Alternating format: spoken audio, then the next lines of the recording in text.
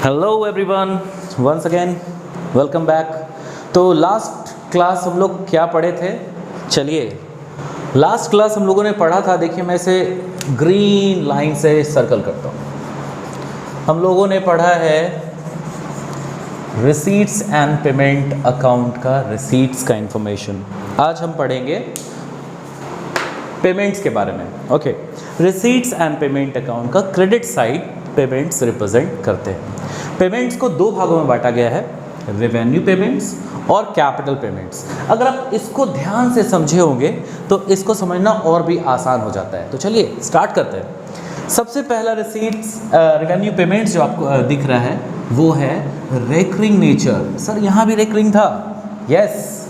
तो ध्यान दीजिए, रेवेन्यू रिसीट्स और रेवेन्यू पेमेंट्स में अंतर सिर्फ पेमेंट का और रिसीट्स का है, क्योंकि दोनों ही रेवेन्यू है। ध्यान देंगे, ऐसे पेमेंट जो आप बार बार करते हैं ऐसे पेमेंट को हम लोग रेवेन्यू पेमेंट्स कहते हैं। दैट इज़ वाई इसका नेचर हो जाता है recurring nature. Understand? Recurring nature, फिर से रिपीट कर रहा हूँ, रेकरिंग नेचर ऐसे पेमेंट्स होते हैं जिसे हम बार बार करते हैं। And that is why recurring nature होने के कारण इसे हम एक्सपेंडिचर कहते हैं। सिर्फ क्या कहते हैं? एक्सपेंडिचर, खर्च। ओके, तो ठीक है, रेवेन्यू पेमेंट्स रेकरिंग नेचर का होता है, ये खर्च है। तो अब इसमें आता क्या क्या है सर? ओके, ध्यान दीजिए, सबसे पहले मैंने लिखा है ऑनरेरियम, उसके बाद सैलरीज, उसके बाद रेंट। सबसे पहले बात करते हैं सैलरीज का, पहले सीक्वेंस में बात करते हैं कि सैलरी क्या है। आप जानते हैं कि अगर, चलिए एक एग्जाम्पल लेके चलते हैं, अनाथ आश्रम का एग्जाम्पल लेते हैं। अनाथ आश्रम है तो उसमें अनाथ बच्चे होंगे, उनको पढ़ाने के लिए टीचर हायर करना पड़ेगा, टीचर को रखना पड़ेगा, जिसको एवरी मंथ हम लोगों को सैलरी देना पड़ेगा। रिमेंबर, तो सैलरी जो आप पेमेंट कर रहे हैं वो हर महीना पे कर रहे हैं हम। दैट इज़ वाई वो एक्सपेंडिचर है, वो रेकरिंग नेचर है, हर महीने आपको देना पड़ रहा है। And that is why salary क्या है? रेवेन्यू पेमेंट, और ये खर्च है। अब मैं रेंट के बारे में बात करता हूँ कि अगर हमारा संस्था, अगर हमारा एनपीओ अगर किराए के मकान पे आप किराए का प्रीमाइसेस लेके अगर आप चला रहे हैं तो उनको, लैंडलॉर्ड को हर महीने का किराया आपको देना पड़ेगा समय से। And that is why rent भी क्या है? ये रेकरिंग नेचर है, हर महीना पेमेंट करना पड़ेगा। दैट इज़ वाई ये भी रेवेन्यू पेमेंट है, तो ये क्या है? ये खर्च है। ओके, लास्ट अब हम बात करते हैं ऑनरेरियम की। एग्जाम्स में कभी कभी आता है कि what do you mean by honorarium. ध्यान से समझेंगे तो ऑनरेरियम को अच्छे से एक्सप्लेन कर पाएंगे। रिमेंबर, हमारे संस्था में दो तरह के लोग काम करने के लिए आते हैं। एक जो सर्विस तो देते हैं, सेवा देते हैं, लेकिन उसके बदले में पैसा लेते हैं। कुछ टीचर्स ऐसे होते हैं जिनका जीविका चलाने के लिए, सर्वाइवल करने के लिए उनका वही काम है, वो पढ़ाने आते हैं और हर महीने का सैलरी लेते हैं। अंडरस्टैंड? लेकिन कुछ ऐसे लोग होते हैं जिसके पास पैसे का कोई प्रॉब्लम नहीं है, they want to do social service, वो समाज सेवा करना चाहते हैं। तो फॉर सोशल सर्विसेज, वो सोशल सर्विस करने के लिए हम हमारे मैनेजमेंट से मिलते हैं और कहते हैं सर हमें आपके अनाथ आश्रम में फ्री ऑफ कॉस्ट सेवा देना, सर्विसेज देना है। तो इस केस में ऐसे कौन कौन से सर्विसेज दे सकते हैं? Let it be doctor. कुछ डॉक्टर्स ऐसे हैं जो आके कहते हैं कि सर मैं आपके ऑर्गेनाइजेशन में सप्ताह में 2 दिन, 2 days इन अ वीक मैं फ्री सर्विसेज देना चाहूँगा, जिसमें मैं बच्चों का ट्रीटमेंट वगैरह करूँगा, मेडिसिन प्रोवाइड करूँगा, और इसका मैं कोई भी किसी भी तरह का चार्जेस नहीं लूँगा। लेट इट बी, मैं किसी ऑर्गेनाइजेशन में जाता हूँ और मैं कहता हूँ सर मैं आपके ऑर्गेनाइजेशन के कॉमर्स के बच्चों को फ्री ऑफ कॉस्ट पढ़ाऊँगा वीक में 2 days, I won't charge any amount, मैं किसी भी तरह का पैसा चार्ज नहीं करूँगा। इन दिस केस मैं वहाँ सर्विस तो कर रहा हूँ लेकिन मुझे कुछ पैसा नहीं चाहिए।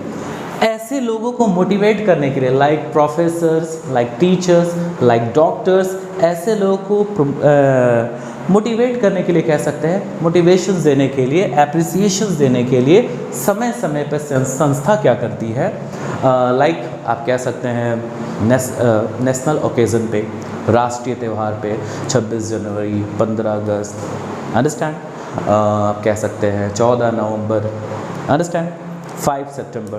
तो ये सारे एग्जाम्पल्स हैं। इस खास ओकेजन्स पे इन लोगों को, प्रोफेसर्स को, डॉक्टर्स को जो free of cost service provide करते हैं, उनको मोटिवेट करने के लिए, अप्रिसिएट करने के लिए हम जो गिफ्ट और उपहार, देखिए मैं क्या लिख रहा हूँ, हम जो गिफ्ट और उपहार उन्हें देते हैं, ये गिफ्ट्स क्या कहलाते हैं? Honorarium expenses. ये गिफ्ट्स कहलाते हैं ऑनोरेरियम, एक्सक्यूज मी। तो चलिए हम समझ गए ऑनोरेरियम क्या होता है। वंस अगेन, हमारे संस्था में कोई ऐसे लोग जो free of cost service provide करते हैं लेकिन वो कुछ चार्ज नहीं करते हैं, तो उन्हें हम क्या करते हैं, समय समय पे मोटिवेट करने के लिए, एप्रिसिएशंस करने के लिए उन्हें उपहार के रूप में बुके देते हैं, तोहफा में कुछ देते हैं, गिफ्ट में कुछ ऑफर करते हैं, एंड उस पे होने वाले खर्चों को हम लोग ऑनोरेरियम कहते हैं। ओके, तो चलिए एक बार फिर से रेवेन्यू पेमेंट क्या है? ये बार बार होने वाला पेमेंट्स है, एंड दैट इज़ वाई बार बार होने वाला है तो ये खर्च कहलाता है। इसमें ऑनोरेरियम, सैलरीज और रेंट मुख्यतः मेन एक्सपेंसेस है। ओके, अब आगे आते हैं। नेक्स्ट आप चेक करेंगे कैपिटल पेमेंट्स। कैपिटल पेमेंट्स क्या होते हैं? कैपिटल के लिए पेमेंट करना, इट मीन्स यहाँ जो आप पेमेंट कर रहे हो वो कैपिटल के लिए कर रहे हैं, रेवेन्यू नहीं। आप बार बार खर्च के इंटेंशन से पेमेंट नहीं कर रहे, आप कैपिटल के इंटेंशन से पेमेंट्स कर रहे हैं, एंड दैट इज़ वाई ये पेमेंट जो होता है, ये पेमेंट कहलाता है क्या? ये पेमेंट कहलाता है non recurring nature. It means इसमें जो एक बार आप पेमेंट करते हो वो बार बार पेमेंट नहीं करते हैं। इट मीन्स ऐसे खर्च, ऐसे एक्सपेंडिचर इसमें एक बार पेमेंट करें और लॉन्ग पीरियड ऑफ टाइम के लिए उसका बेनिफिट अगर आप लेते हैं तो ऐसे पेमेंट्स को हम non recurring nature capital payments कहते हैं। तो ध्यान दीजिए इसमें होता क्या है सर, कि एक बार पेमेंट कर दिया और लॉन्ग टाइम तक हम लोग क्या किया उसका बेनिफिट लेते हैं। तो सर होता क्या है इसमें एसेट्स होते हैं, अंडरस्टैंड? इसमें एसेट्स होते हैं, संपत्तियां होती हैं, प्रॉपर्टीज़ होते हैं। और सर ये जो non recurring nature capital payment करते हैं, इसे हम रिप्रेजेंट कहाँ करते हैं? तो ध्यान दीजिए क्लोजिंग बैलेंस शीट। फिर से मैं बता रहा हूँ कि क्लोजिंग बैलेंस शीट क्यों, ध्यान दीजिए क्लोजिंग बैलेंस शीट क्यों, ओपनिंग क्यों नहीं? क्योंकि कैपिटल पेमेंट्स अगर आप ड्यूरिंग द ईयर कर रहे हैं तो ओपनिंग बैलेंस शीट में आप रिप्रेजेंट नहीं कर सकते हैं, उसे आप क्लोजिंग बैलेंस शीट में रिप्रेजेंट करेंगे। And that is why non recurring nature होता है कैपिटल पेमेंट्स।